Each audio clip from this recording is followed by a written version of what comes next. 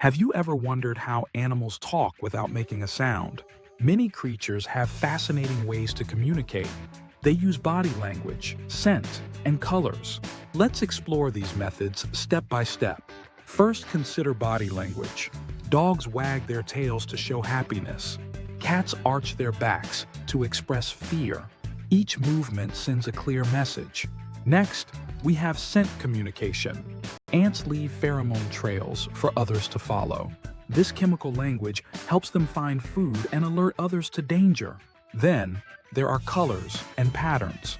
Chameleons change color to signal mood or attract mates. Bright colors in frogs warn predators about toxicity. Now, let's recap. Animals communicate through body language, scents, and colors. Each method conveys vital information without the need for sounds. Want to learn more about animal behavior? Hit that subscribe button.